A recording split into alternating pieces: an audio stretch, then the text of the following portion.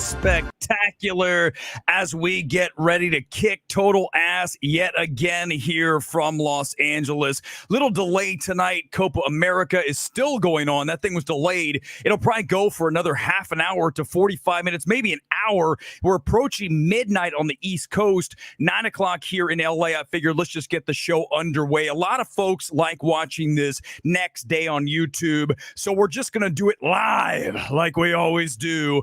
And tonight's show is going to be fun. I've got a segment coming up about Timothée Chalamet. Is Timmy a prick?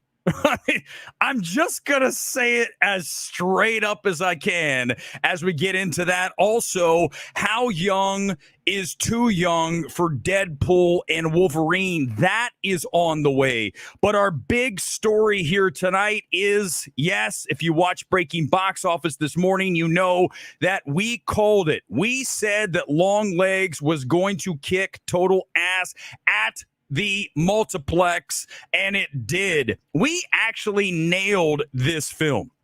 All right, listen, when we did our evaluation of it going back over a week ago, we told you to temper expectations. Stop getting so overhyped on these things, because this is tonight's big topic, guys. The overpraising game is big these days. There are so many people in this space that frankly have zero business in the space. I mean, well, less than zero. Good film, by the way. We're talking about people that legitimately should be, I'm going to get in trouble for this, silenced, not physically, but their mic should be taken away from them. Before I get into what I'm talking about, we are going to play the clip from back on Thursday night. Get ready, because this is when I told you this film was going to hit $22 million back to Thursday night live on MMT. So the seat check looks amazing, guys. This thing is packed. This is huge for Neon. I'm going to put this thing at $22 million. Guys, that is such a big opening if we get to this number. That's a number that Neon will be celebrating and popping bottles of champagne, and they are. The number was 22.6. We were off by 600,000. But that's what we do. We kill everybody in this space, and we rarely, you guys know this, man. Thank you. Listen, we'll get to that in a minute, Gloppy, about box office. It's on fire. Guys, so many films in the marketplace just slaying right now, and Longlegs is really the prime example of a film that was built perfectly by Neon in the weeks ahead of its release. Now, one of the reasons that film did the number that it did, we had a bunch of people out there who were overpraising this film, and we see it happen all the time these days, where we get these shills, or just frankly marginally talented at best people in the space, and they start saying everything is the best thing ever. And then you start to listen to voices you shouldn't be listening to. And guess what, ladies and gentlemen? We're out of the gates with our MMT shill of the week. Here comes Zach Pope again. This is like his third or fourth time winning the shill of the week. Let's listen to what he has to say. Pay attention to what he has to say about Longlegs, and then we'll get into it momentarily. Here is his take on a horror masterpiece. People are saying it's gruesome, it's terrifying, it's horrific, it's satanical, and it's all sorts of things like that. And it will make you feel like you just went through something sinister. Well, I'm here to say that, yeah, for the most part, it lived up to the hype, especially when you check those expectations at the door and just want a damn good horror thriller that is all about an FBI agent going after a serial killer. And if that's what you want, you're absolutely going to get that. And I found Longlegs to be a masterpiece. Hold on. Guys, pause. Time out. This guy just said, temper your expectations. Bring them down. But if you want to watch a serial killer being chased by an FBI agent, It's a masterpiece. First of all, if you're calling a film a masterpiece, which God knows everybody does these days, and let me explain one more time to you. You know how many masterpieces we get in the world of cinema in a given year? Typically 0. Okay? The last masterpiece in theaters was, well, for me this year, a horror masterpiece is Handling the Undead. But the last true, overall, 0 flaws. Somebody going to say runtime. No. We're not playing that game. The film over my shoulder is just that. It is Tar. Tar is a masterpiece. I'm not going to tell you to lower your expectations when you watch Tar. I'm going to tell you to raise them, because this film has everything you want for cinema. And Zach Pope is one of the reasons that we all get screwed. Not me, because you guys know that I'm going to bring you the truth. I'm not going to sit here and overpraise films. If anything, we hold films more accountable for delivering quality. These people like Zach Pope and Dave Morales down in Houston, who does all the interviews with all of the celebrities, these people are quote generating machines. They only care about getting that big reaction to them calling a film a masterpiece. But the problem is, like the boy who cried wolf, the more often you use that shit, the less power your words have. So someone like Zach Pope, while he kills us in subscribers, I don't care. I don't care. Zach Pope has 500 million subscribers, and we are the Riddler's channel in the Batman. We destroy because this dude is just full of air. He is a gas bag.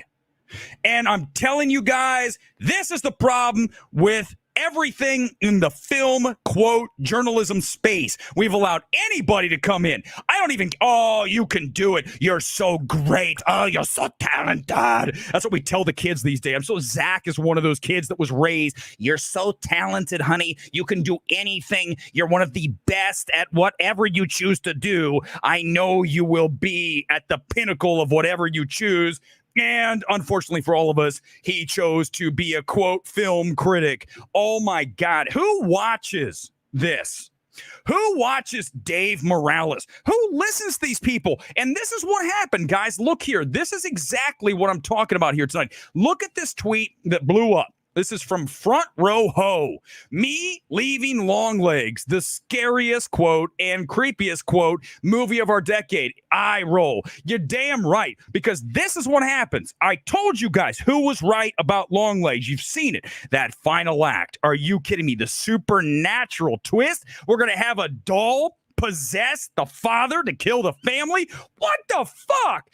Oz Perkins, someone should have told you this shit ain't good. When I was in that screening room and first saw this, I go, wait a second. Who was the one who said this is a masterpiece? This is the scariest movie ever. Oh, that's right. It's our buddy Bill Bria. Remember this from when we talked about this the other night? Here he is. I was so lucky to see Longlegs, and no exaggeration, it could be the best horror film of 2024. It's not saying much, Bill, but okay. Well, first of all, you probably didn't even see Handling the Undead. So welcome to another person praising everything when they haven't even seen all of the material. How can you say the best horror film when you haven't watched every single horror film? We go back and look at Brandon Davis, right? Remember? He was like, the best sci-fi film of the decade for the creator. Oh.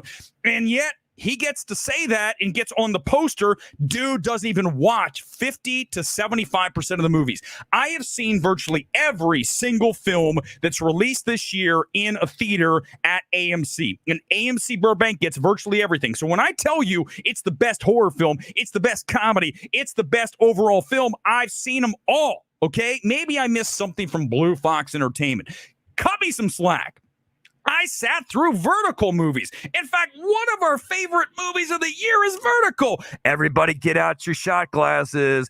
Asphalt City. But look what he says at the end. Bill, maybe the scariest first 10 minutes ever. What? See, I read this shit. I don't want to, because I don't want to, I tell you guys when I go into these movies, I don't want to get in there and then have these expectations that I know aren't going to be met because people like Bill are just all about hyperbole. And then I have to sit through it and go, what? Where's the scare? I'm like, what is going to happen in these first 10 minutes? What? I mean, Nicolas Cage and the camera pans down.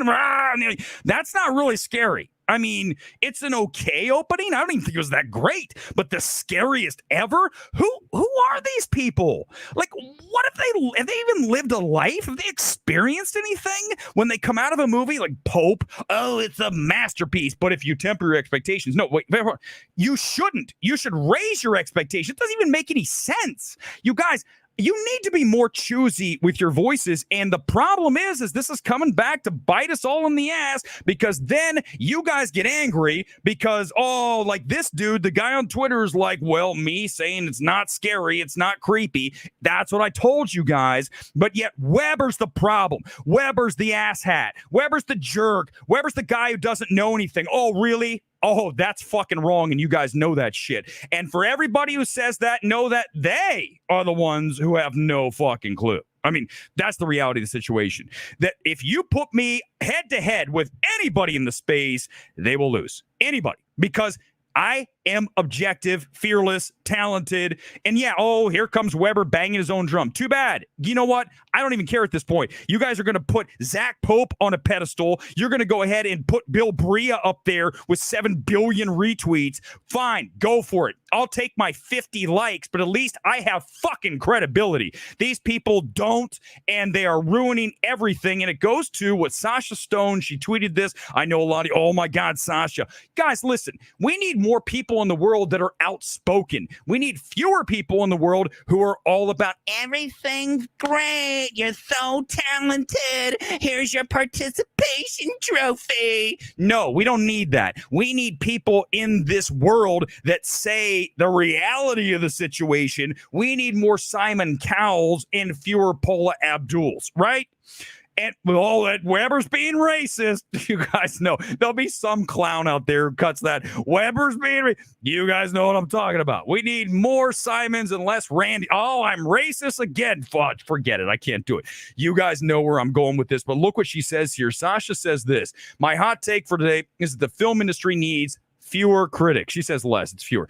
Less Rotten Tomatoes. I know it isn't going anywhere, but movies can't be surprising anymore because people are always telling you what to expect. Well, that's not the problem, Sasha. The problem is the people are saying to expect a masterpiece, to expect the funniest movie of the year, of the decade, of the century. This is the problem. Ryan, I know I tried to tell you this.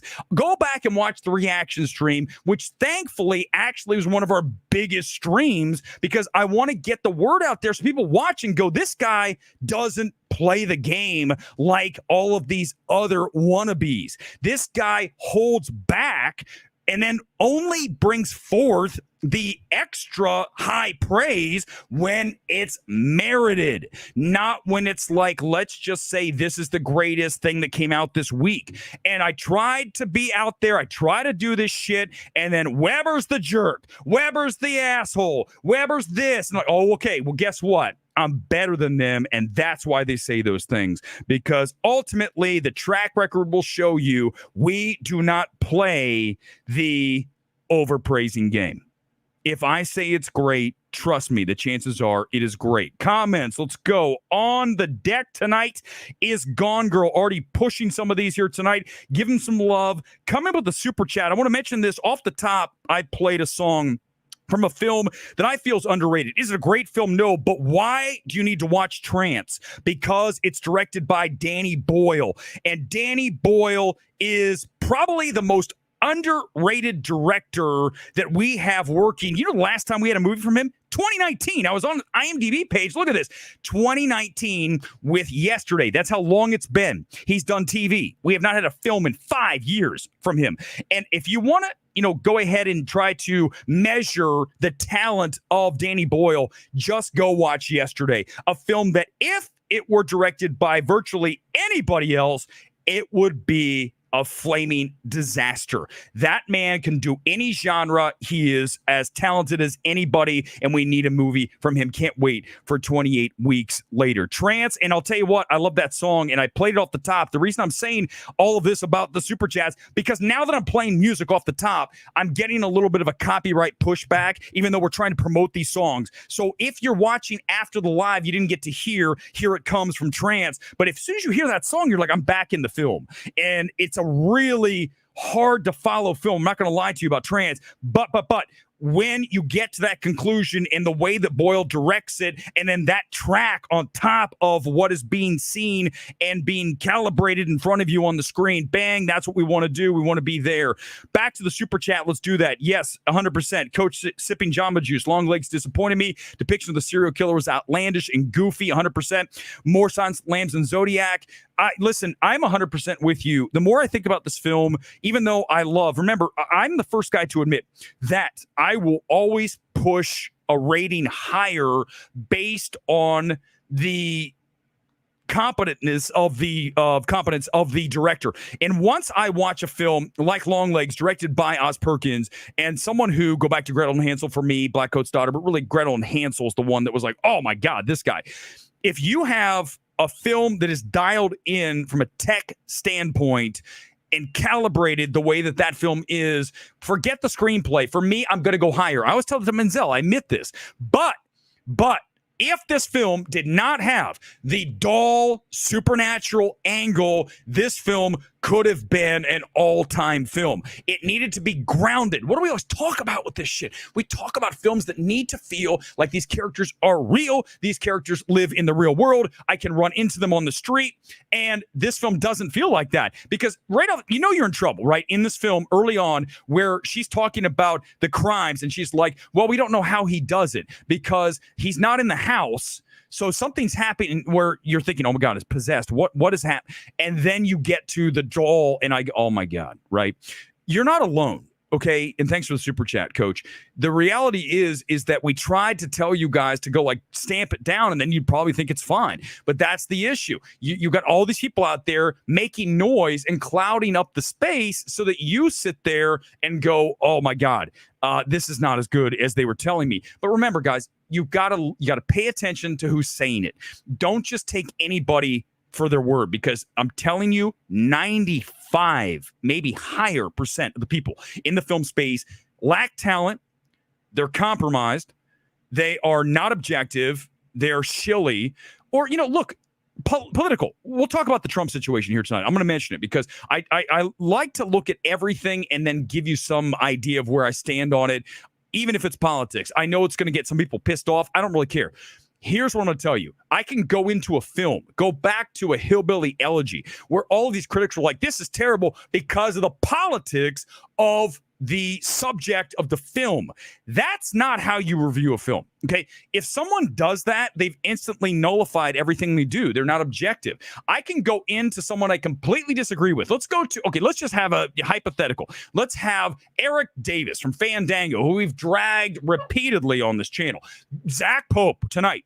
If they directed a film, if they wrote a film and I thought it was great, I'm not going to say it's bad because Erick Davis directed it. I'm going to say it's a great film, and I'm kind of shocked that Erick Davis directed it. You see, this is where I win, because I don't play the anti-woke. I don't play the pro-woke. I play the objective, let's bring a decision in on this after watching the merit of the film. And that is really troublesome for a lot of people. But a film like Hillbilly Elegy, go back to any film that has a political angle to it. They go, oh, well, I don't like it because of the politics. Shut up. Keep your politics out of it, man. And 95% of the people in the film space, even if they, listen, you're lucky if they're any good, but let's just say that they are good. There's a very high likelihood they're going to be a raging liberal, and they're going to shade everything under the liberal lens, which is where you get this pro-woke agenda. I'm not any of that stuff. I told you guys, I came out of cuckoo the other night. Go watch my reaction talking about Hunter Schafer. I think that's as really honestly as anyone can discuss it. But these other critics would just come out and lap praise on him, her, pardon me, that is not by choice. That's what happened. But here's the reality. Most will just say, oh, she's great. I'm going to say, does she have talent? That's the key. We're not just going to prop something up because it's a cause. That's what most critics do. So we just destroy everybody. It's not even a contest. Dieter, second weekend we'll be telling word of mouth. Word of mouth's not going to be great. It's was it a C+ cinema score, right? Which is, for horror, not terrible. Remember, horror films are always, well, listen, they're going to be graded down because people hate down endings. If a horror film is bleak, right? If there were ever a cinema score for Handling the Undead, it would be a D-F because it's bleak. I mean, guys, but that's what it is. You know, think of The Mist. You talk about an ending. Oh, my God, one of the best endings ever. And by the way, his ending, right? Frank's ending. That ending is as dark as it gets, and that's going to get an F cinema score. Anything that ends like that. So, look, here we have She Doesn't Die, right? I'm not, guys, Micah survives.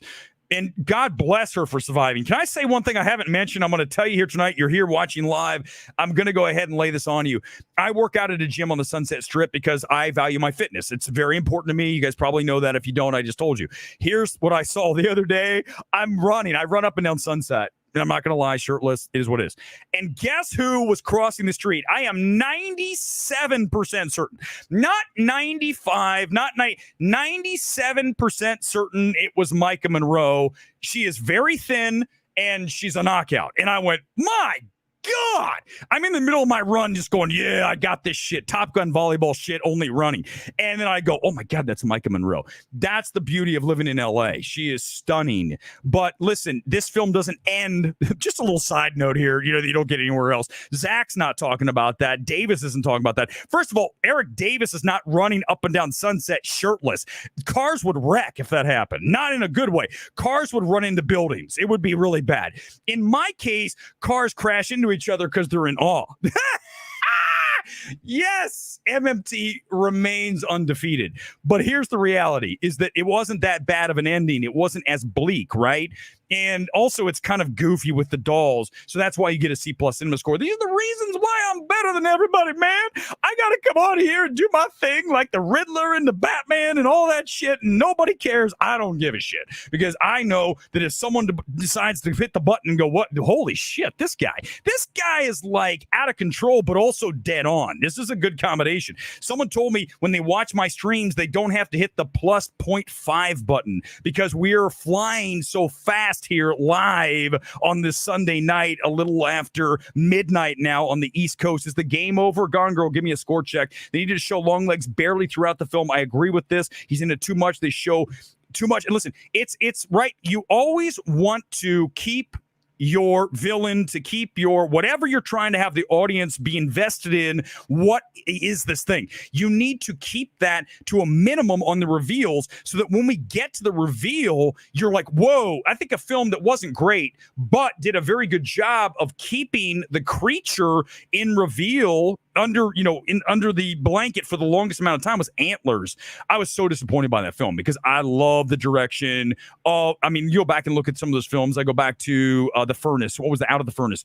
I just like his blue collar filmmaking, but that film does a good job of keeping the monster under wraps until it's the end. This film, you get Nicolas Cage's face in the first 5 minutes. I don't think it's 10. So I think that, agreed, even when he goes into the convenience store, the hardware store, wherever, that whole thing, he's in the car, when he's doing that, you're just like, okay, this is too much. You want to go back to Silence of the Lambs. We didn't get to see Buffalo Bill right until the very end. There's a little bit here and there, but you heard the voice, but you didn't see it. I have not watched that film since it came out. I need to go back. I know this. It's a better film. Without having to rewatch it, it's a better film than Longlegs. 7. Give me a break. Anyone who says this is on the level of a 7 or a Silence of the Lambs, it's, help me out, guys, over. It's over because you can't come back from that. We don't have anything like that here. We have Ant-Man 3.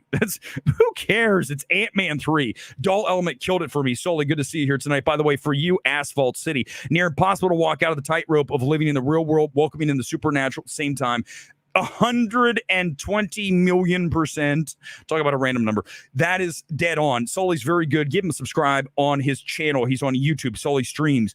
And we usually see eye to eye, and I knew you would, because this film's right there for you. This is not a hard evaluation. When you see the twist, when it hits you, you go, oh, eye roll. Oh, I told you guys I was in a press screening. If I was in a regular screening, I would go, oh my God, because who cares? People do that. I'm not going to make a spectacle. I'm not going to shoot it. Oh, Weber's taking pictures in movies. No, but I am going to make sure that I get that out there. Holy fuck. But in the press screening, I just rolled my eyes and really wanted to say something. But I don't want to piss off the nerd film people that are there that think they're so great and they really have very little talent. I mean, sorry, it's just the reality of it. But Sully, I knew you'd see it, and I knew that you'd be on the right side of history here. The third act and the twist with the dolls is truly horrible. I don't know if it's worse than Maxine's final act. It's really close. These are the two. You asked me what are the two most disappointing films of the year for me. Without question, Maxine, number one. Number two is Longlegs. Longlegs, not nearly as disappointing as Maxine. Ty West. Can I just bring in how far this thing fell in the weekend, by the way? 69% down. What a number. You look at a film that literally just bottomed out, cratered in the second weekend. It's Maxine, because it's not good. And I dragged A24 this morning on the breaking box office. Let's do it again because we're dragging people. That's what we do. A24 needs to get somebody in a position of power that can tell these directors this script sucks and throw it back in Ty West's face. Give me another script. We don't do that. That's old Hollywood. No, A24 comes from the Zach Pope school of upbringing. You're so great. Everything you do is masterful. You're our favorite talented director, and we want to work with you forever. That's what led us to Beau is Afraid, because no one could tell Ari Aster, I'm not giving you $35 million for this shit. This screenplay sucks balls. Throw it out the window. Not making this movie. Take it to Netflix. And Netflix would even say, we're not making this movie at $35 million. We'll give you 3.5. We'll give you 1/10. We're not giving you 35. We're giving you 3.5. But A24 has nobody there that wants to be the bad guy to tell Ty West this Maxine is going to ruin your X trilogy. If Ty West were a stock, he dropped in half based on Maxine. Ty, I hope someone shows this to you. That's the reality. You need to have someone in your life like me who would have said, no, whoa, what are you doing? Is this some kind of Tarantino thing? It's terrible. I know what you're doing here. You're trying to do Tarantino. It's not working. That whole thing with the cult members up in the abandoned house and the shitty looking Hollywood sign, that is maybe, the more I think about it, maybe the most disappointing / most horrifically bad finale to a film that I've ever had to experience, because I hold X, as you guys know, and Pearl in such high regard, and now you've completely destroyed your trilogy because of the shit film that is Maxine. And let me tell you, Ty, you know who you blame for that? You blame A24. You have a studio who doesn't tell any of these directors jack shit. Am I ever going to get invited to another A24 screening? Hell no. Don't care. You got to get control of your directors and control of some kind of creative control there. You don't have any, because you are of the mindset that everybody's perfect. There's nothing else that could be made to this film to make it better. They run test screenings here. I'm like, why are you even doing that? You don't even cut anything. You clearly didn't cut anything out, everything everywhere. How did you not tell the Daniels to not repeat every fucking thing in the movie for the past 30 minutes of the film? The last 30 minutes of that film destroy everything that was great about Everything Everywhere. I called that the day I came out of it. And now, years later, Weber's on the right side of history. And the Daniels hate Weber because I hammered them from day one. I was one of the first people that said, I want to start the Everything Everywhere is overrated club, but I'm afraid everybody's too afraid to join. And one of the Daniels came in and was like, oh, well, thanks for watching. I'm like, shut up, dude. Listen, make a better film. You know, these directors are so arrogant. They are so full of themselves that they can't imagine a world in which they make something that's not perfection. You know, how the Daniels thought that was an ending with all of the repetition of black bagel and hot dog fingers, googly rocks, and dildo, whatever the fuck. Dude, if you think that Rakunatui over and over and over and over, it's like someone with ADHD. It's terrible. The fact that won Best Picture is almost as bad as Coda. Coda's by far the worst ever. I told you guys that when it happened. I was the only guy again because Weber's not PC. Because Weber doesn't go, well, it features the deaf community, so therefore it's a great film. I'm never going to do that. Why would I ever do that? That's the stupidest thing ever. Just like I wouldn't come out of a movie that featured all white people like Fly Me to the Moon, essentially. We're going to talk about here shortly. And I don't go, oh, it's great because the leads are white. Ugh. Come on, man. Don't do that. That's not how you evaluate a film. The film works or it doesn't. We don't grade based on representation, based on the writer. What is it? The writer trans? Who fucking cares? Is the movie good? I don't give a shit what your sexual orientation is. Show me the talent. It's not hard. I got to say this every stream, every time. I love the aesthetic. I watched Maxine down the years. Yeah, exactly. That's what I said. If you could just lob off the last 20 minutes of that film, you have a very good film. But I still go back to, listen, I fixed it already. I'm going to tell you one more time how to fix Maxine. You're going to get rid of that opening. The opening of the film is, this is the multiple times with A24 I've had to do this. Because A24, I just told you, they have no control of their directors. They have nobody with any judgment of what constitutes artistic merit and artistic value and what is the best decision for a given film. Okay, go back. I talked about Uncut Gems. You get rid of the colonoscopy. It's gone. I mean, it's not even up for debate. It's not in the film.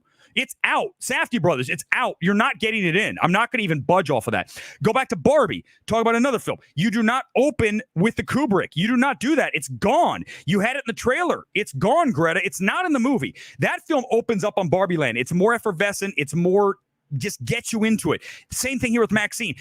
I understand the way he wrote it. It's got to roll back to, he's got the, video of her when she was a kid in black and white. No. Get rid of it. Rewrite it. Open up on the doors opening at Warner Brothers or Universal. I couldn't tell where that one was, where she walks into the set. I think it's Universal. She walks into the set and she starts to do her monologue. That's a better opening. I got to do this shit again on a YouTube channel Sunday night here, coast to coast around the world.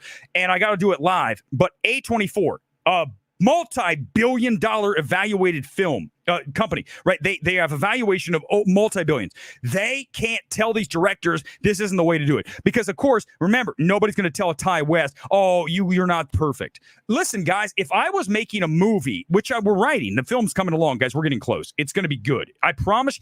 Here's what I promise you. I know this. If I'm going to make something, it's going to be good. I'm not going to make it otherwise. I'm not going to bother. I'm not saying this channel's great. This channel's I just get on here and just rant and rave for like an hour. It's not like it's any kind of work. If I'm going to actually put together a script and a film ultimately that will be made, I'm not going to write something that is half-assed. It's going to either be very, very good or I'm not doing it. I'll just scrap it. It's gone. This is a live stream. I don't care. I mean, listen, that's why we just go have liberties with this. I'm not writing a movie for an A24, which will never happen now that I've destroyed them and dragged them right, left, and Timbuktu and back. Here's the thing, is that if I'm writing for a studio and I've got a $5 million budget or whatever that is, it's not going to be a big budget because that's stupid. Why would you write? First of all, if you're going to write a film that you want to see made, the first thing you want to do is try to make a budget that's manageable. When a producer reads the script, they're going to go, this is totally doable, and this is something we can make for $5 million, 10 max. So what do we talk about all the time? Instead of one $35 million Beau is Afraid, give us 7 $5 million Weber films. Okay, trust me, any of them, just if one of them's better than Beau is Afraid, which it will be, that's all we need. But here's the thing, is that I understand that if I'm working for someone else, I've got to make a more accessible and the best version. And back to Ty West, and I've been dragging him here for a while. He deserves it. You've got to have someone. You don't have anyone in your life who told you that this isn't good. I mean, that's you should be sad. Like, you should honestly be depressed, truthfully, that you don't have anybody in your life that could tell you, man to man, woman to man, who cares? Anybody, dog to man, that you didn't write a great script. And this isn't the way you want to end your trilogy. That's it. That's how I'd tell Ty over a beer at a bar here in LA. I'd be like, this isn't how you want to end it. You got to go back. But no one's going to do that because, you're so great, Ty. You're You can't do anything wrong. You're on fire. I mean, that's the problem. If you have a friend in the creative space, don't be the friend who says everything's great. I told you my own mom watches the stream and goes, you curse too much. I'm like, well, that's true. Again, it's my own thing, but I do listen to other people, but I'm not trying to make something for everybody. I'm making it for the 7 of you that enjoy it. And for that, I deserve a little bit of credit. I am the Shane. I told you I forgot his name. Is it Carruth of the film space? A guy who makes 2 films and then disappears. That's this channel. You're on all the time. We do quite a few streams, but it's just this little tiny niche thing in the corner because Weber's too much. He's too mean for everybody. Jerk McMillan, talk about new movies for Weber to talk more about movies he loves, Hollywood.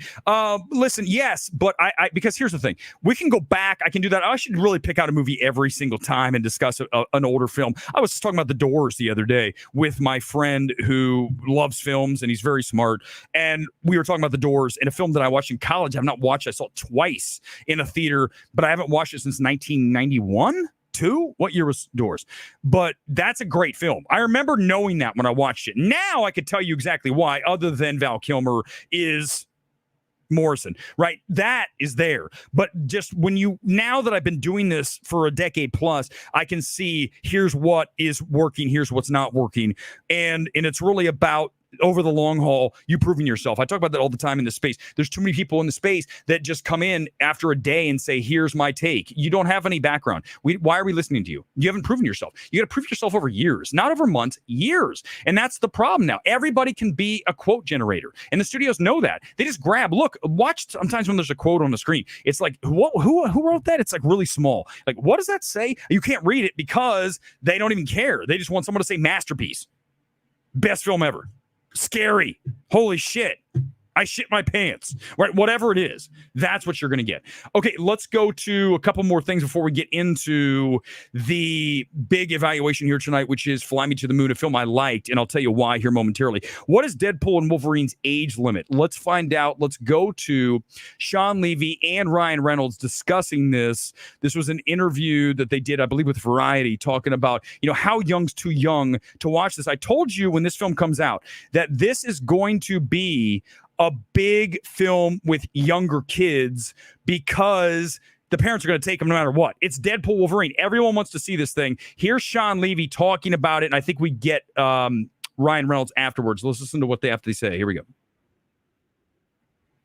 Want to get in trouble by encouraging. Let me roll back. I do. Okay. One more time. It's obviously R-rated, and I don't want to get in trouble by encouraging. I do. Okay.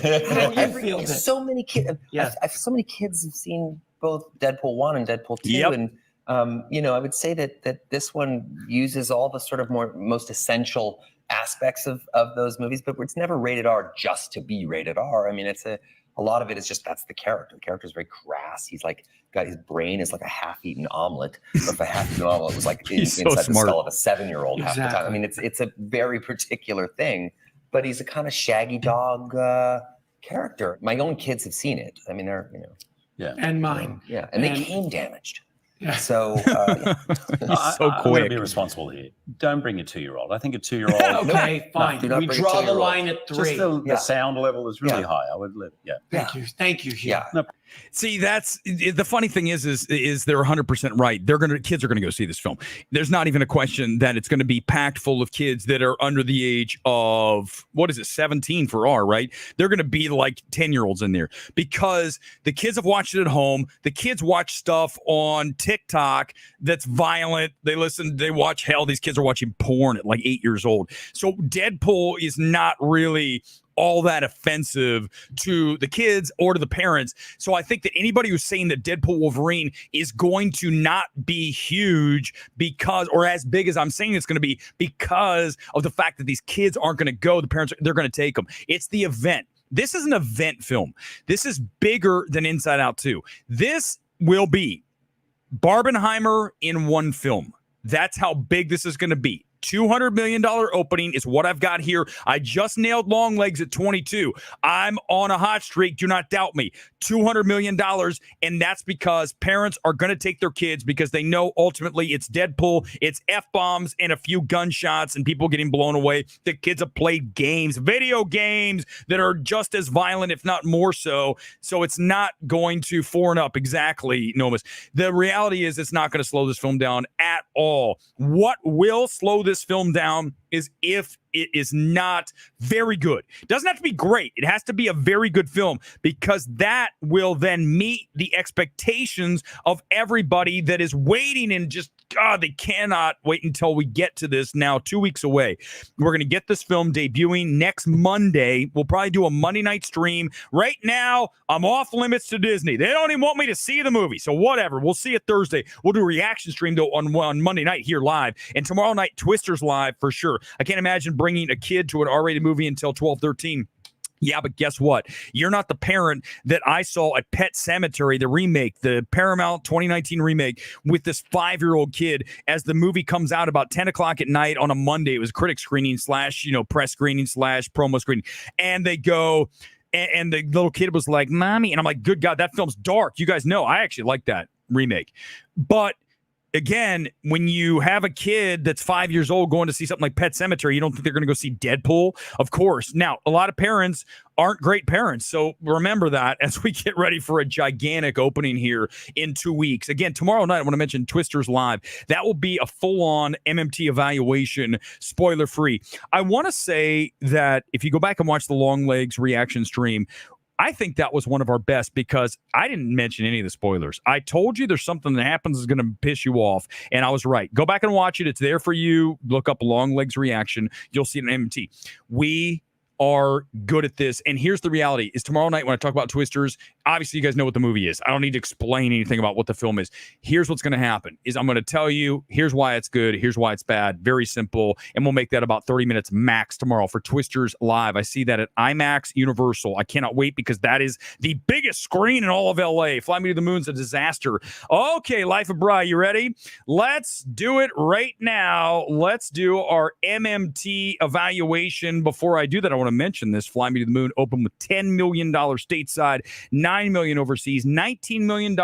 This is a $100 million film. It is an Apple film. Sony's releasing it. So let's first of all, before we say anything about performance of this film or my evaluation, let's stop for a moment. Everybody come in, give a like for Apple for giving us this film on a big screen.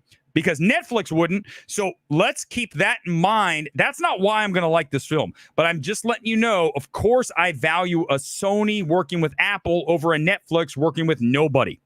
So here we go. It's time for the MMT evaluation. It is Fly Me to the Moon, and we are going to go and take a little bit of the trailer here, just a touch. No way. If you haven't seen anything about this film, this is about 50 seconds max of this, and you'll know exactly what Fly Me to the Moon's about. Here we go. It's a little taste of the final trailer of Fly Me to the Moon. NASA needs a marketing specialist, and you are the best.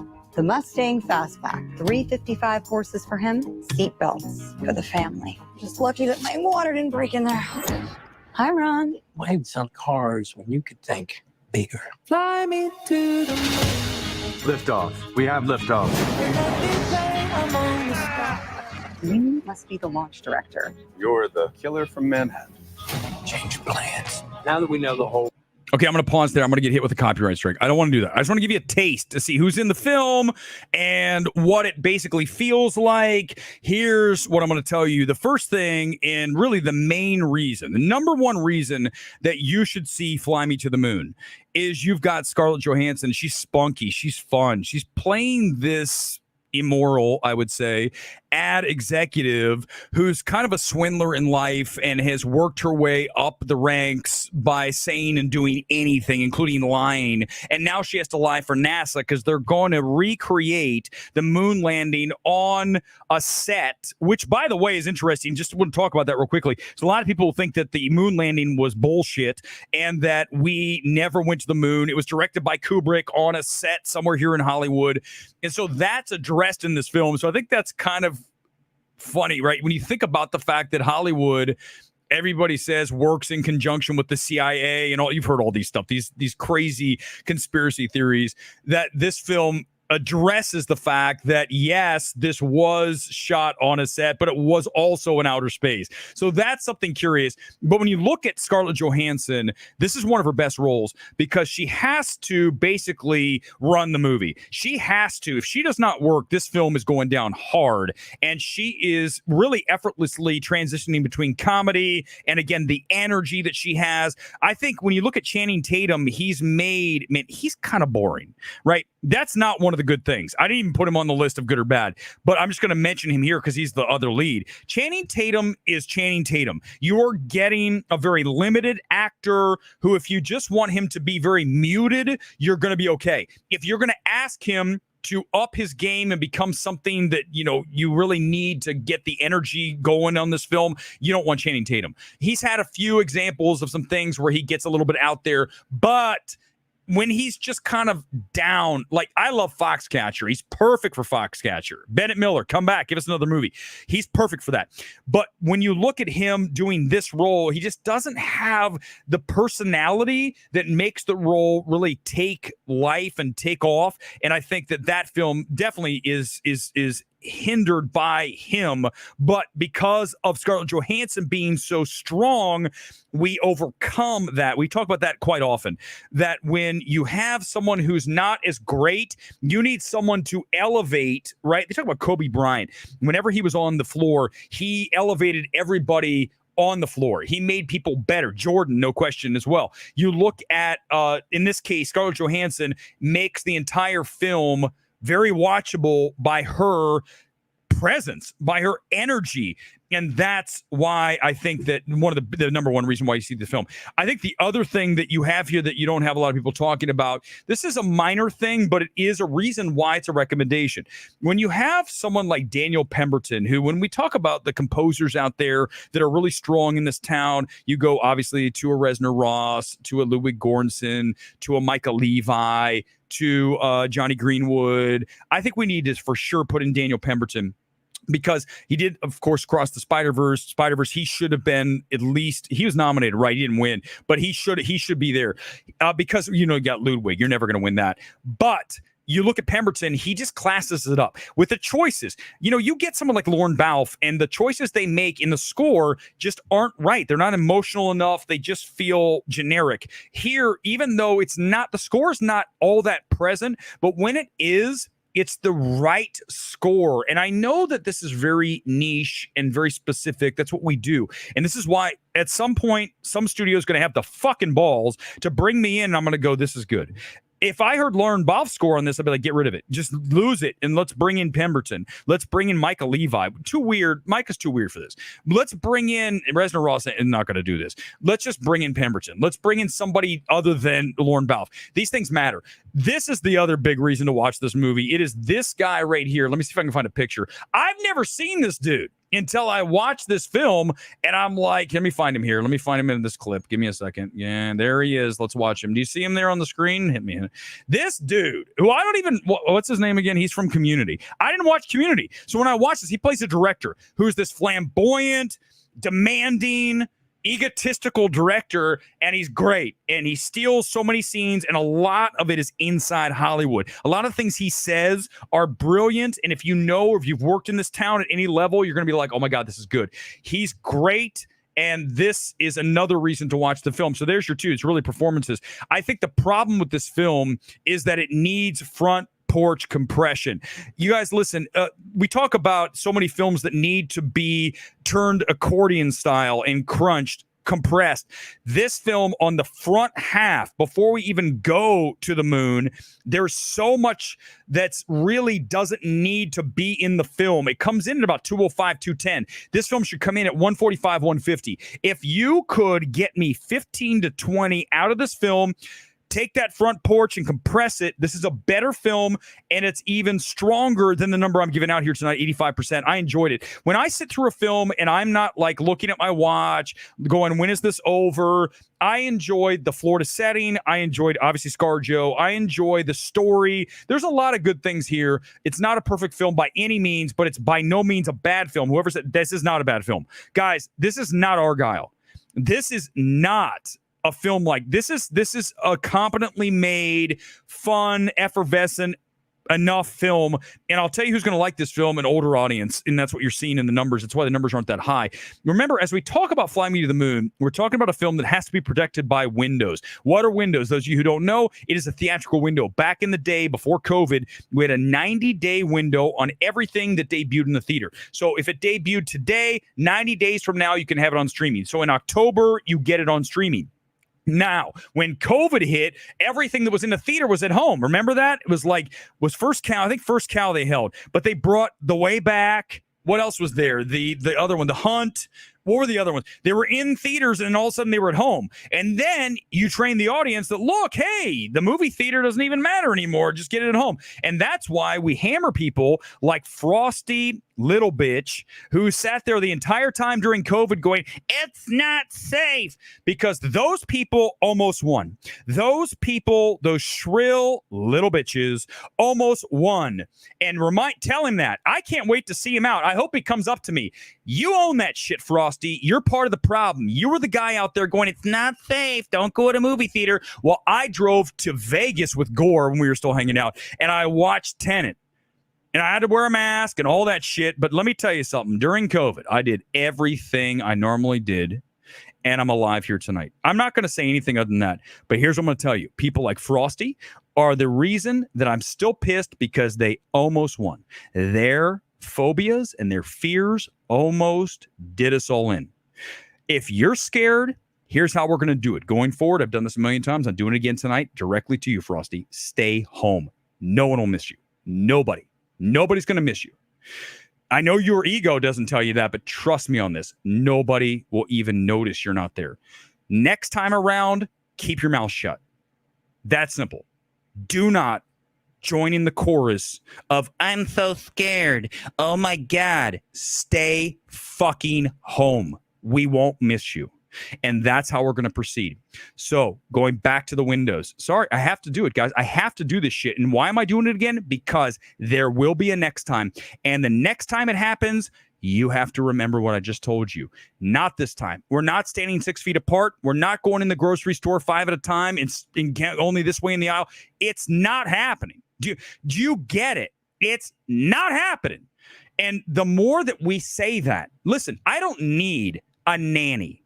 I don't need somebody to lord over me and tell me what's right and wrong. I know how to live a life that is generally good, okay? I'm a generally positive spirit, even though on the stream I tend to get a little bit, heated. But the reality is that I am a live and let live, not Pope, not Frosty, these shills. This is different. I don't care what they do from day to day. Again, back to Frosty, stay home. Trust me. I mean, that would probably save us all a lot of time. Another shill.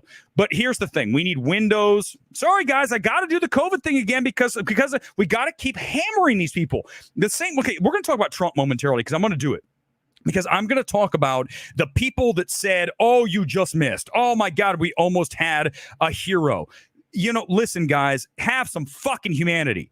Back to the windows before I go off on these people, because this is where we're wrong in the world. These are the problems. And this is all comes together.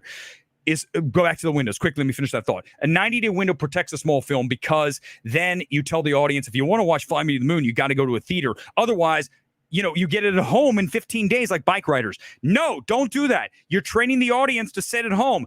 Frosty can sit at home and watch bike riders. Again, I don't need him in the theater. Nobody does. I mean, God, I swear to God, if there's anybody who has a bigger ego versus actual talent, he might be number one. Like, who's the number one draft pick for biggest ego, marginally talented? Frosty. Okay, anybody else? And also little bitch about COVID. There was that too. So he's the number one draft pick. By far, number one.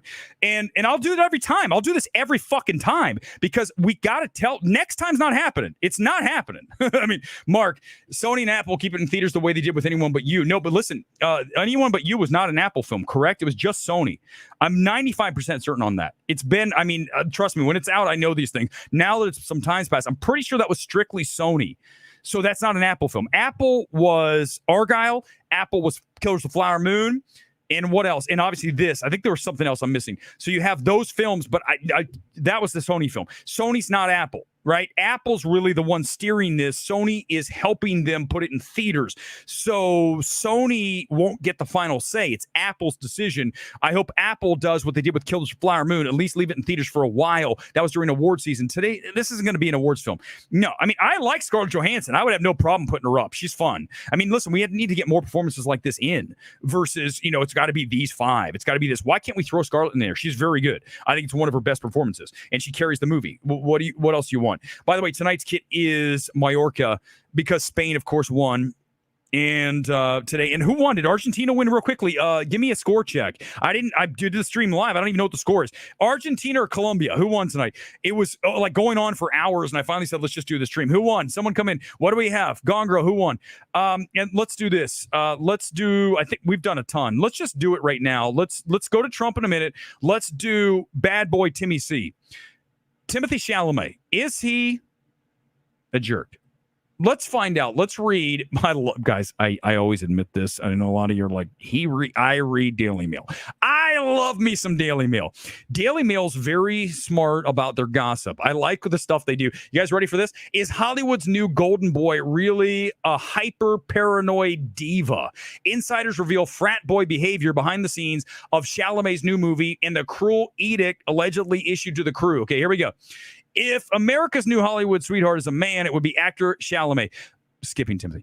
On screen, he brims with emotional vulnerability. Off screen, he's goofy, occasionally shy, and sometimes deliriously smiley. I met him in person. All of this is correct. He is really, we talked about effervescent. He's extremely effervescent. In person, he's got energy. He's like a bolt of lightning.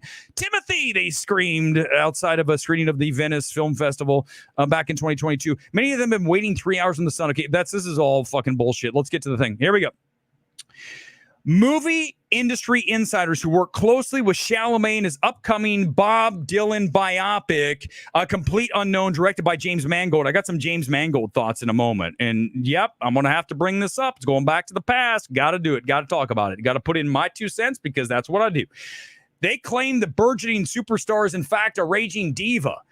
So here we go. It's a toxic on-set environment fraught with complaints of cruelty and frat boy behavior. Here's a quote. Chalamet was hyper-paranoid, said a crew member in Hoboken, New Jersey. We are not allowed to make eye contact with him or introduce ourselves. In one encounter, Chalamet allegedly flew into a rage and cursed out a low-level production assistant who, while snapping a picture of the solar eclipse on April 8th, accidentally included the actor in a photo's frame. What happened at that point? A security guard on the production scoured her phone, and made her delete all of the photos, the insider claimed. 20 minutes later, Chalamet reportedly forced the movie's producers to send a strongly worded email to the entire cast and crew prohibiting all cell use near the leading man. Production assistant panicked she was going to get fired.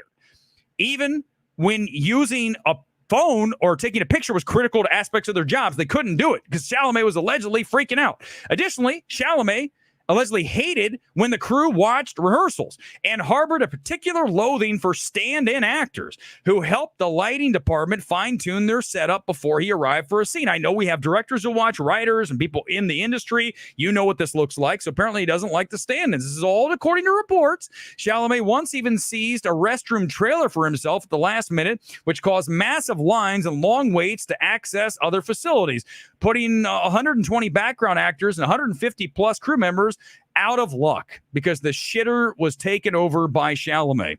He just didn't care about anyone but himself. The source also denied the allegation that Chalamet demanded no eye contact. This is someone refuting all this. The source did not deny that an amateur photography was prohibited. What's more, allegations did not stop with Chalamet. Overall, the hostile work environment was said to be rife with cruelty and frat boy behavior, allegedly fostered by the film's director, James Mangold. Mangold, as you know, directed Logan and Ford Ferrari and The Dial of Disaster. He generally ran one of the least professional and most toxic sets I've ever been on, said a crew member. It was fraught with disparaging comments along the lines of, this guy effing sucks. I'm going to interject now with my James Mangold story. Going back to Logan, I was, I just moved out to LA. I saw Logan over at Fox, and I was a little bit like, what's up with Hugh Jackman's hair? If you watch that movie, Hugh Jackman's hair in Logan changes. It's like, what's going on? It's like 2 or 3 different hairdos. And Mangold came into my comments. I don't even know if it's here anymore. And he was like, oh, he was really aggressive, like, you fucking asshole or some shit. And I go, whoa, dude, for a director, first of all, you are the face of a film. Even if I'm saying that, you shouldn't be coming into comments and saying, oh, you're an asshole. Whatever. And by the way, do it now, Mangold. I don't give a fuck. But here's the reality. The way that you handled that whole situation years ago during Logan, the way you interacted on Twitter, it was kind of maniacal. And when I read a story like this, I'm going to tell you the real truth. I'm not surprised at all when I read this, based on my interactions with you just on Twitter. And listen, I've had interactions with people. Look at the stream. But the point is it's focused. This was like, oh, well, whatever. It was really aggressive, really aggressive. And I'm just telling you my story about James Mangold.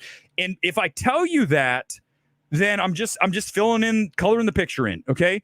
I don't know if this is true or not, but if this is true about Chalamet, here's the problem. He's scared he's not as good as Bob Dylan. Of course he is. There's a lot of pressure. Here's the reality about when we talk about a star. Listen, I get so disappointed when I read any story about someone in the public eye who is held up on the pedestal like all the actors are, and then you find out they're an asshole in real life. Remember the Rock stories that he was showing up late and making the crew wait and not even showing up an entire day for shooting, and then peeing in a bottle and just being a general asshat. Here's the deal. Is that not cool, man? I don't care if you make $50 million on a movie.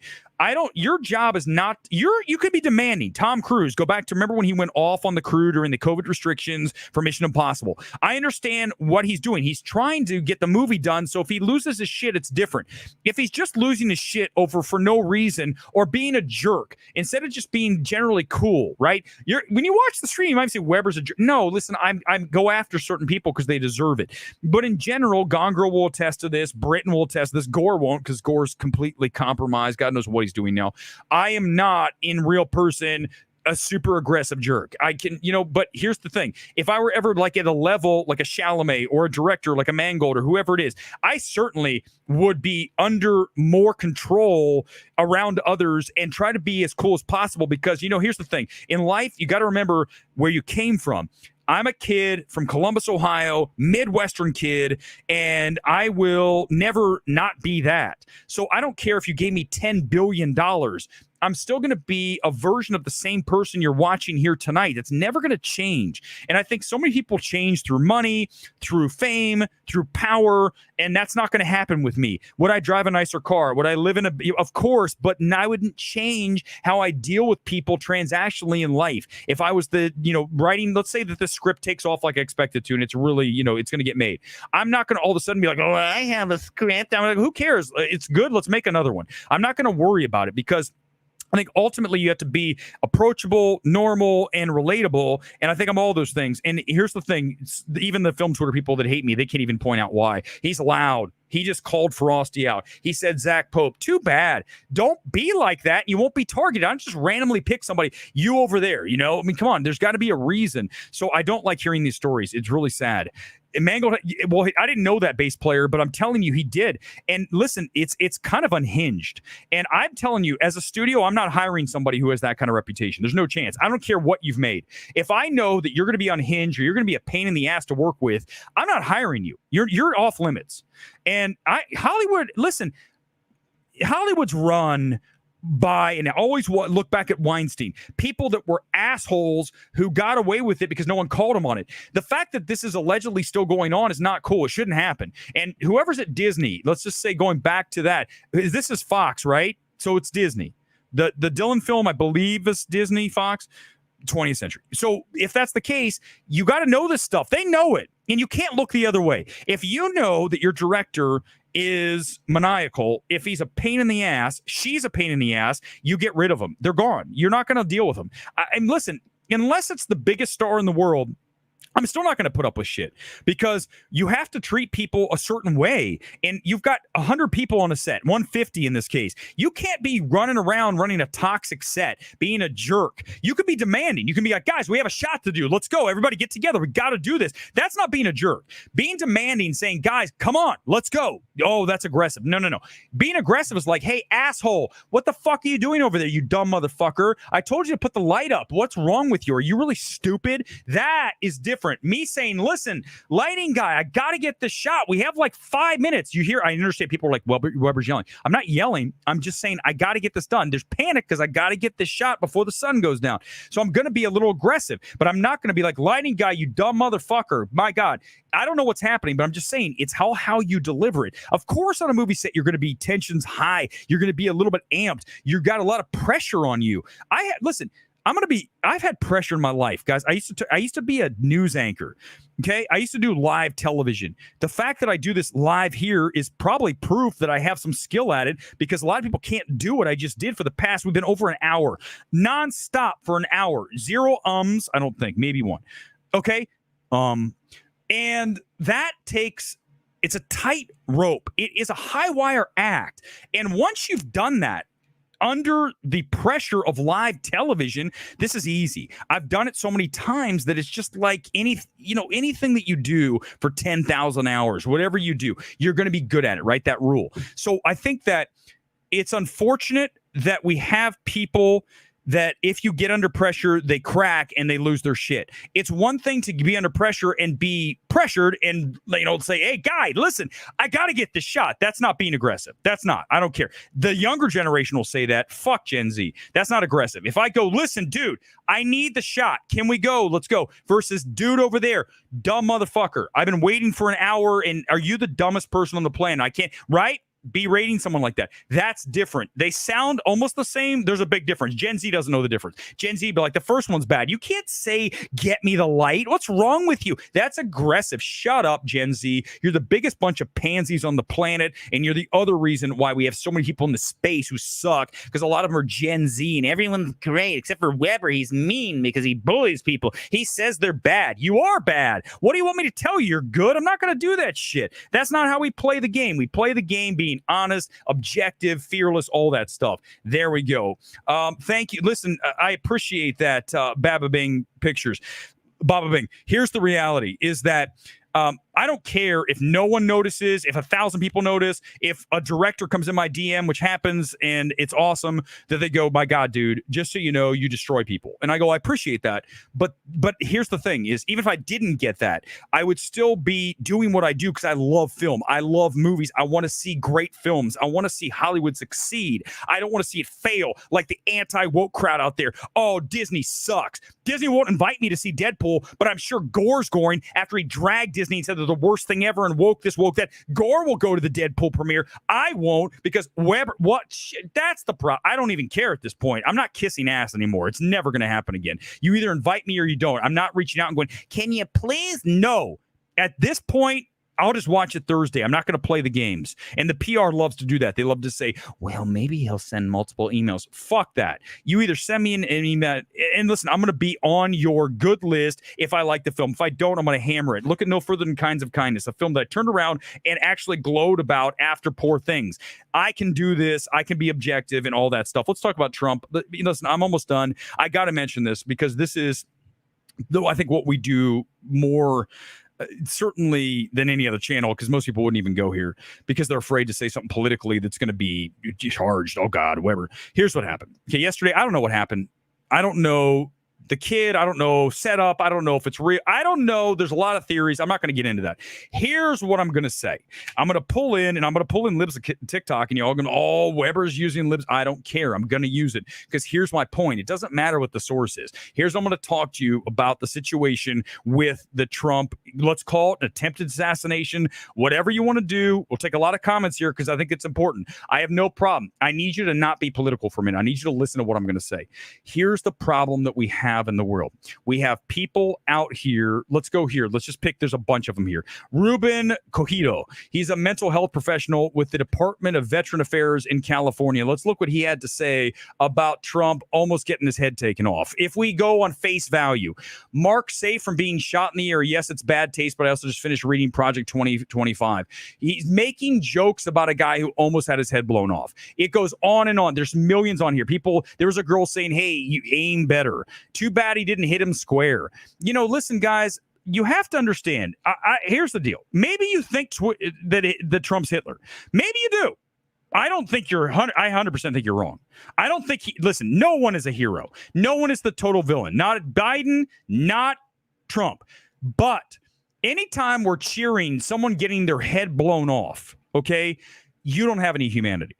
And I need you to get some sense of humanity back in your life. You cannot have, I don't want to see Frosty mowed down by an AK-15. What was it? AR-15. AK-47. I'm getting my guns mixed up. Uh-oh. But you know what I'm saying? Like, listen, I talk all this shit about Pope, Frosty, Eric Davis. If something happened to them, do you think I'd be on here going, thank God we're one less shill? Give me a fucking break. No, but these other people do. Here's another guy here. He's like, too bad they missed. And then, of course, they're like, oh my God, this didn't come out the way I thought. Well, then don't say something like that. Missed him by this much. It's a shame they missed. Better luck next time. Look, I mean, it's so just like foul to have that mentality. Even if you think Trump's Hitler, and I don't know, listen, he's not. Last I checked, he didn't gas. How many Jews were killed by Hitler? Tens of thousands. 100,000? What's the number? I should have that information. But last I checked, Trump didn't gas. So you see what I'm saying? This is the world we live in now, where we say Trump's Hitler. Really? Why? Why? Because he wants to build a border? Because listen, let me get back to this. And Weber's doing what he shouldn't do. Don't care. I talk about a border. Why do you think Burbank's safer than LA? Because Burbank has a border. Burbank police don't fuck around. You can't even be homeless in Burbank. They will kick your ass out of Burbank. LA's like, go ahead and do whatever you want. We'll get to it like in a few weeks. Even the cops, if you call them, it's going to be hours. If I call Burbank police right now, they'll be at my door within 5 minutes. If I say there's someone outside with a gun, they're here in probably 30 seconds. That's the difference. We have a border in Burbank. You're telling me a border doesn't matter? Of course it does. You can't just let anybody in. Good God. Guys, the way we're going in this world, and I know Weber's off the deep end, don't care. We are going to be, I'm telling you, it's going to happen in the future. It's going to happen. It's going to happen, and it's going to be sad. We're going to live in a world that is controlled essentially like little factions, essentially Mad Max. If it keeps going the way it's going, we're going to live in the wild, wild west where there's areas that's like, this is controlled by this gang, this is controlled by this gang. I'm not even kidding you. That's the future I see. If you were to ask me right now, because we have people cheering someone who almost got their head blown off because he's Hitler. Tell me why. You can't. You're gonna say you don't like him. He's a loudmouth. Listen, people would say Weber. Oh, here comes Weber is like that. Who? Guys, I'm sorry, Gen Z. I'm so sorry that I don't coddle you. I'm so sorry that I don't sit here and tell you you're great. I'm sorry I tell you you don't have talent. Sorry that I don't do that. But I'm not going to change. You can't make me change. And I think that's what people don't like about Trump. The fact that he's so opinionated. He's so aggressive. Well, guess what? I'd rather have someone who's strongly opinionated, and maybe I don't disagree with, than somebody who's like, everyone's great, everything's perfect. And guys, Biden's senile. Are you kidding me? You can't tell me he's not. I don't care if you're the hardcore left-wing Democrat. You know what I'm talking. Give me a fucking break. Biden doesn't know what he's doing. If he doesn't have a teleprompter, he's screwed. If I were Biden doing this live, this wouldn't even be this would be literally a minute. And it would be like, and then we evaluation. And I think that when we look at, no, that's what it would be. I don't have a teleprompter. I'm not Grace Randolph. When he has a teleprompter, he can do it. Guys, a teleprompter, the words are in front of you. So here's the reality. Don't cheer someone getting almost their head blown off because he's not literally Hitler. Last I checked. If you can tell me why and tell me exactly why, you can't. But if you can, go ahead. And I'm not a Trump guy. I'm just saying I'm a neutral guy. Don't do this. And these people deserve what they get. You can't come on. You can't go on and go, oh, we're sad that he didn't get his head blown off. You can't do that shit. Because it's just anti-humanity. We talk about that with films all the time, right? We talk about films being lacking a soul. And if you're lacking a soul, that's not a good place to be. Weber's a lot of things not lacking a soul. So if you're like the kind of person who literally sends something like that and like, oh, too bad he wasn't blown away. Like, come on, man. I mean, I would never do that, like I said, for anybody that I dislike in the film space. I would never, as much as I've hammered Gore, when Gore had his medical issue, Won't bring it up. I didn't say, oh, Gore, God bless. No, I was like, I hope he gets better. I want him to get healthy. I told him to go to the gym months ago, years ago. Join me at the gym. Let's get you in shape. Let's get you healthy. He didn't. He went instead to the 35er in Pasadena and drank every night. I can only do so much. I want to see the best for Gore. I want to see him succeed. I don't want to see him be on his channel talking about anti-woke shit 24/7. I want to meet the guy who I knew when I first moved back here to LA, and he was the film threat, independent, objective person. He's not anymore, and it's sad. The fact there's two candidates shows this is all facade. Listen, if you want to go that far seeking God's will, there's no question I agree with that. The levers are being pulled from behind the scenes by people beyond Trump and Biden. 100%. Guys, the world is run through the Oz, right? I mean, it's Oz. Oz is here. Everything's behind the curtain. And everything back there is, we're never going to know. I'm not part of that group. I don't want to be part of that group. There is that group, and they'll be forever that group. But I think you guys get caught up in the circus, because ultimately, yes, I do believe that at some level the president matters, but I also believe that,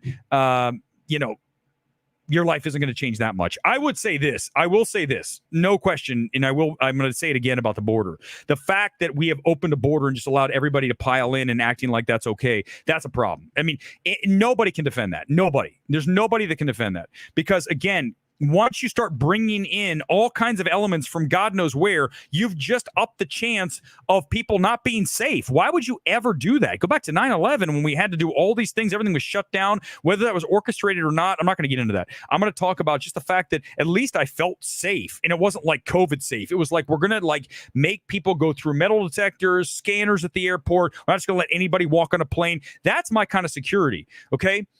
I understand there's a little too far on security, right? With cameras everywhere. I understand there's a lot of stuff to play here. My point is this. If you think the border being wide open and letting anybody come in is good, that's fucked up. There's no other way to spin it. Whether you're liberal or conservative, there's no way to spin that. The border cannot be open with just letting people come in. You can't do that. Burbank, again, boom, safe. Why do you think I'm here? I'm here in Burbank because there's a border. The border's here. That's why we do what we do. So yeah, let's do this. Someone asked me to do this before I leave here. We're over an hour. I mean, it's Sunday night. I was just going to come on and bullshit for a while. I'm going to show you. I have not done this in a while. It's time. Be hidden behind Never a very watched this before. This is where your head's going to explode, but just have some fun with me here tonight. Ladies and gentlemen, it is time for MMT Gets Freaky. If I can find the graphic, where did I put him? I have it here somewhere. Where the hell is it? Give me a second. It's coming. Trust me, it's going to be worth it once I put it. There it is, everybody. Let's turn on the mood lighting. Hold on. I got to get my phone. I'm going to turn off. I can't turn off this light. Damn it. I want to turn off the ring light. I can't even dim it. Fine. The ring light's on. Just trust me. It's freaky. Get ready, everybody. This is where I'm going to show you something that I think you've never seen. I think what you need to do, and Weber's a deep thinker. He doesn't just watch movies. I am fascinated by the construct that we don't live exactly where we're told. I always go back and I say the best way, the entry point on what I'm going to discuss here tonight is The Village. Remember, right? It's a flawed film. But remember the twist of The Village. They are told the entire time they live in the 1800s, 1700s, 1600s, whenever the fuck it was. I haven't seen that movie since it was out. But I remember at the end, right? He jumps over the fence. He's like, holy shit, it's modern day. That is what I want you to think. I want you to think that we are in the village. And if we were able to climb the fence, we are not where we're being told we are. That's all I'm going to ask you to do. Whether you want to say that's true or not, I want you to go there with me. You have to go there to go where I'm going to show you here. You just take that. It's very simple. It's not very hard what I just told you to do. Here we go, everybody. This is from a channel I love. She has not updated in forever. It's called The Final Days. Now, this woman is certainly very religious. She believes that the world's going to be wiped off. We're going to be all wiped out here soon. She's been saying this for years. So, that's the trouble when saying that it's the end days, that eventually it's not going to. But I want you to watch. Now, I do this during the day. I'm going to admit to this. I can send some links. I'm not going to do it right now. There are FAA weather cams throughout the United States. The FAA weather cams are pointed, as we see here. This one is in Black Rapids. Okay, the FAA camera points out into nature. usually a lot of these are in Colorado. This one, I'm not sure where Black Rapids is. I'm not positive. We're going to watch. Now, here's what you're going to see on these cameras. Just stick with me. Remember, we're in the village. We're going to jump over the fence. You're going to be looking out into the sky, and you're going to start to see things that you don't normally see. And this is available every single day on FAA weather cams. I'm telling you guys, I have some videos that I can't even post because it's like hard for me to pull up on my phone. I'll try to get them up here. When you watch these videos, you're going to at least have doubt in your mind. That's all I'm asking you to do. At least say, I can go here and I can sort of understand what you're doing. Watch here. I'm going to turn her down because she starts talking about these are the last days. I don't want to like totally bum you out. Here we go. Get ready to watch the sun, or is it the sun? And I want you to pay attention to the middle of the screen. I don't know if you can see my cursor. I don't think you can. It's middle of the screen. There's looks like it's very hard. It's fate, but watch what happens as we roll this footage from, let's see, this was from 2020. I've got recent footage, so trust me, this is still going on. Here we go. Watch. There goes the sun. Give it a second. Okay, so she's saying there's a solar eclipse. Now, let me pause here. Before you see what you're going to see, you need to understand that for this to work, you need to understand that there is something called, and you guys are all losing your shit right now. Weber's lost his mind. Too bad. I'm just going to tell you what, this is all for research. It's not because I say it's true. I want you to listen. There is a sun simulator out there. So it's not, there's a sun, but there's also essentially a manufactured light in the sky that is used to pass in front of the objects that actually eclipse our real sun. So in other words, there are things out there that we have not been told are there that are rolling around, and you're going to see one here in a second. So trust me, get ready. Here it comes. Here it comes. Wait for it. Okay, hold. Now, right there, you didn't see much. What she's going to do right there, you can see it. Okay. Look to the right, to about middle right. You're going to see something rotating. There's like a dot. Okay, right there. Do you see what she has just put on with contrast? So once you up the contrast on this, you're going to start to see what's actually there. Watch for a second as we go through this again. This is probably going to get me booted from YouTube, but who gives a fuck at this point? I like doing this once in a while. We haven't done it in a while. So watch. There's a little something there. There it is. Now watch it rotate. Not just the fact that there's some kind of fucking moon planet thing there. Oh shit, she didn't rotate it. It rotates. Hold on. Give me a second. Let me find it. Damn it. I had a good one. I thought that was it. Oh, okay. Here it is. No, damn it. There she is saying the end of the world. Okay. Let me see if I can find another one. Damn it, guys. I'm so sorry. I thought I had a really good one. Let me go back and find it. Let me go back to her channel. Give me a second. Everybody just hold final days is what it's called. All right. Here's one. Give me a second. Let me see if I can find it really good with it spinning. Because once it spins, you guys are going to be like, holy shit. Okay. Here we go. Let's make this big and let's watch. Here it comes. Rolling through. And watch the space. She's got it circled. Watch. Watch the space. Okay, it's not. Okay, there it is. Okay, do you see? Okay, here's what she's going to do. See the object? The object's behind the light. The object is here, and the object's here. Okay, does that make sense? The light's here, and the object is here, which would mean the actual sun is here. Does this make sense to you? Okay, so object here, fake light, real sun. Objects in between. And so what you're getting is right there. Do you see it? It starts to rotate. It's going to be, you can really see it on some of these videos. I'll try to find a better one maybe next week. It starts to rotate, and it has craters like a planet. And as it moves, the craters rotate. So it's not just about, it's something there. It's there in the sky. You can see it. These cameras aren't making this shit up. This is not CGI. This is literally for you. Any day you want to go to an FAA weather cam, I can show you it's there. And you're like, what? What is that? That's all I'm asking. What is that? And then you're going to tell me, here's the thing. Just listen to me, please, everybody. You're going to say to me, fly me to the moon. You're going to tell me, and this is fine. You can say this. You're going to say, how is this possible because of what we've been told? Bango. Pause. What did I just say about the village? What were you told? You were told you were back in 16th century. And he escapes the wall and like, holy shit, it's modern day. That is what I need you to do. Imagine if what you've been told about planets and sun and all this shit is not quite accurate. Maybe some of it's accurate, but it's not the whole story. There's other things, okay? So all I'm telling you is when I watch this stuff, I love to have an open mind. Whether it's true or not, I can't answer the question. I can tell you this. I do believe that here, let's just watch real quickly. Here she is. This is a good one right here. You can really see what we're talking about when the light gets up on it. Wait for it. The light hits it and it looks, do you see it? Do you see what I'm talking about? See it has a line. It literally has like, think of if Venus were visible and that close. And now listen, please. This is where you're also going to say something which is very smart. I give you credit for saying it. There it is again. You can see it with contrast. There's something there. There's like two things up there. Not one. It's like two things. There it is. Okay, let me pause. Do you see that? Cratered. Red. Now, you're going to say that can't be true. That's not Mars. That's not Venus. What if what you've been told is not accurate? What if there are things right outside? Imagine a foggy windshield and you all of a sudden go like this. You're like, holy shit. Imagine if what you're looking up in the sky is a foggy windshield. And if we go like this, we can see it. All I'm asking you to do. All I'm asking you to do here tonight, that's all I'm asking you to do. Any comments on this? And then we'll get ready to go. It's already been almost an hour and a half, guys. Got to see if we're worthy of joining. Jerk, I don't know. It's funny to call you jerk, by the way.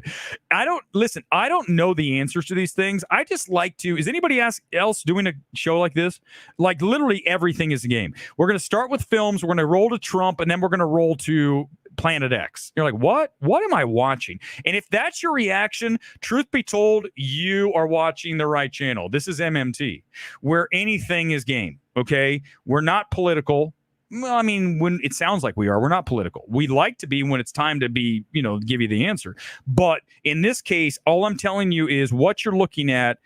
I don't know what the hell it is, but it's not what we've been told. The Village. Yeah, Kuzma. I came for Longlegs, stay for the bonkers Planet X stuff. Does anybody else even try to do this? Is there anybody even attempting to do literally coast to coast AM combined with Siskel and Ebert? Like what? What is this? That's the point. We are no things. We are all things. You cannot pigeonhole us. You cannot say this is all about this or this. We are about everything. Thank you, Nomus. I did this for you guys because you're asking for this because this shit is so much bigger than film, right? What I'm showing you is like there's a planet up there. What is that thing? Why are we not being told there's another planet out there that we only can see if on the weather cam the light hits it perfectly? Because it's almost obscured. Think of it this way. Again, back to some kind of foggy windshield that you can't quite see out of. And then like a snow globe, shake it up, right? Shake the snow. We're in the shooken up snow globe and we're trying to see through and there's all this snow. We can't see anything. And then as soon as the snow falls, we're like, fuck. Look at that and that and that. That's what I'm talking about. How many movies have been talking about this too? How many movies have put this out there, right? There's like Another Earth. Wasn't there a movie called Another Earth recently where the other Earth was like on top of Earth? So it was like right outside, it was on top of us. And she would look up and look. I never saw it, but I remember that film. From like maybe a decade ago. There's a lot of stuff out there, and you look at a Planet X, they like to also call it Wormwood, and what's the other one? Nibiru, Nibiru. Look that up, Nibiru. It goes back to, in fact, let me just real quickly talk about Nibiru, because this is something I think was crazy, is that when you look it up, it's hard to find information about whatever Nibiru is. Well, first of all, there is, if you look right here, if you go to the search results, the first thing is Nibiru, the non-existent planet. Well, of course it's that, right? Okay, let's find, there's a good one here. Hold on, let me find the right one. There's a really good one that is an article that somehow got in here that talks about what the idea of Nibiru is. Essentially, it goes back to old times, like really ancient times. And here it is, Babylonian astronomy, okay? Nibiru was translated to crossing or point of transition, especially of rivers.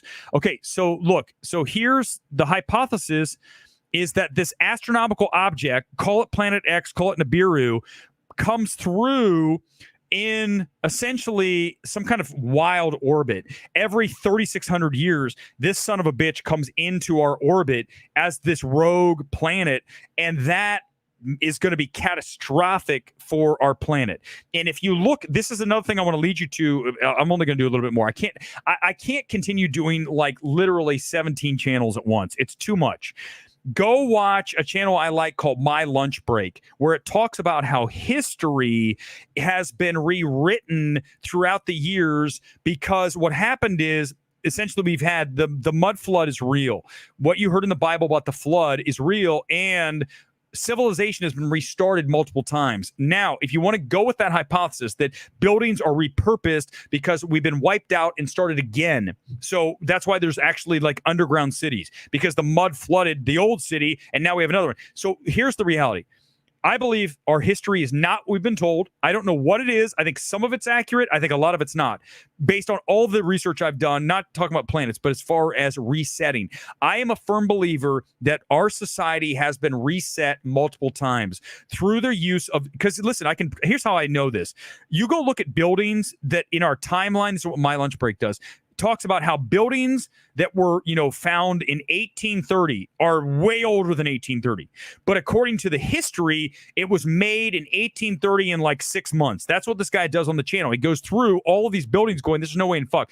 I can tell you the moment that I knew that something was weird, it wasn't even the channel. I saw it myself. I was driving in Pasadena. I was driving up through Altadena, which is north of Pasadena. If you get on Lake, which is where I used to hang out with Gore at the 35er, and you go up towards Altadena, on the left side, there is a church.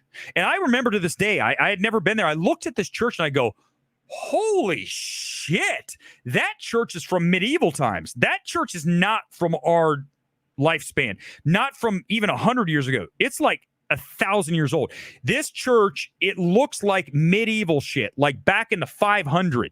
And yet we've been told America's history is the Indians were here, then the settlers, right? What if there was a whole nother civilization here and then some shit happened and then essentially, I talk about this all the time, it's an Etch-a-Sketch. Wipe, start over. Etch-a-Sketch. I drew this awesome drawing. Rip, start over. That's what I believe to be true. I really do.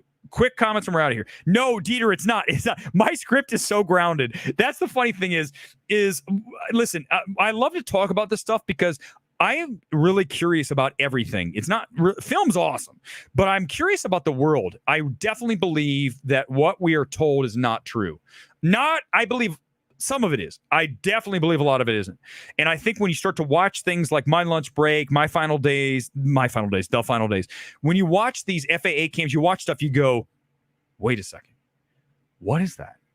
And it doesn't fit into what we've been told. It's a piece that doesn't fit the puzzle. So now, have you guys ever been in a situation where someone told you a lie and you found out it was a lie, and then once you knew that person lied, you all of a sudden were like, hold up, let's start looking at all the stuff. You go back and you start to go, what about that? And you start to put it all together and you go, holy shit, there's a whole bunch of stuff here, like a detective. That's what this is. And I'll tell you what changed for me, and then we'll get ready to wrap. I can't go for 2 hours tonight, guys. I'm fucking tired.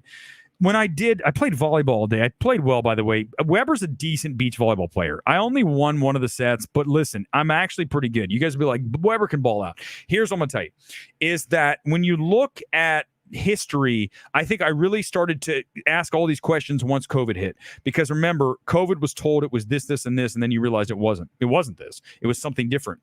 So if you're going to lie to me about that, then now I can open up everything that you've told me. That's what, just like when you find someone who's lied, who cheated, you go, listen, here's the reality. Whoop, you just open it up. I'm going to look at everything now. And that's what happens. Go back and look at these people who like fill out a resume and they lie on the resume. And then they realize, like they say they went to a college, like that congressman recently, right? Who lied, a senator, well, whoever the dude from New York was, he lied about going to school somewhere. And then they go, oh my God, he lied about this, all these things. It wasn't one thing, it's a pattern. So now, because of the COVID thing, I'm not going to say whatever it was. I'm not saying it wasn't real. I'm just telling you it wasn't what we told. Because of that, now I am starting to look at this and this and this. And then once you do that, you go, whoa, man, I got you. All right, now we're going to do some wild shit. And once you do that, I think you're going to realize the world's kind of cool, because you're going to start to look at everything and start to say, what if?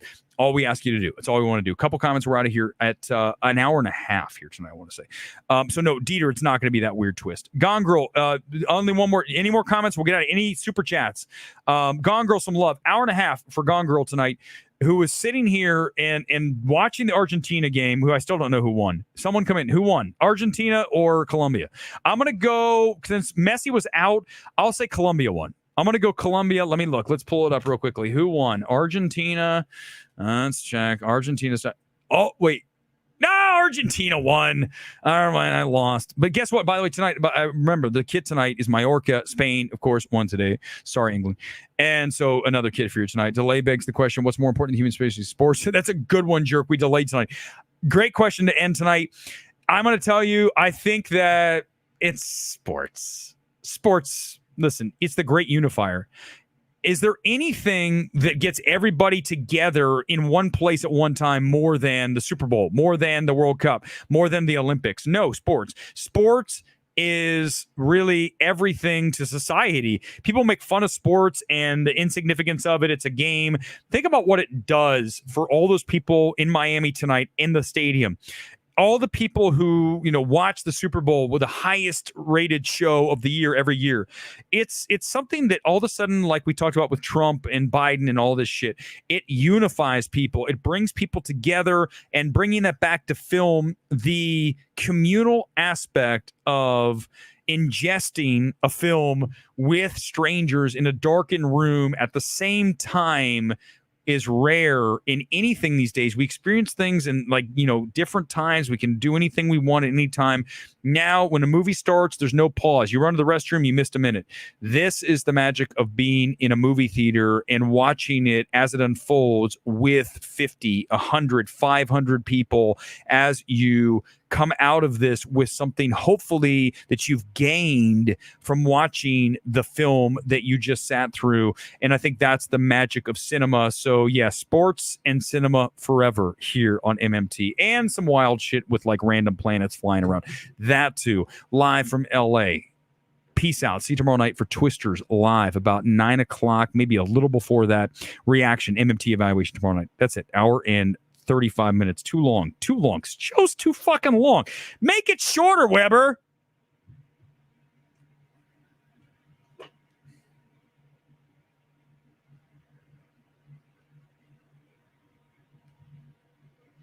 Next time, just bolt, dude. That was an hour. Oh, man, I'm still on. Oh, yeah. Fine. We're killing it now.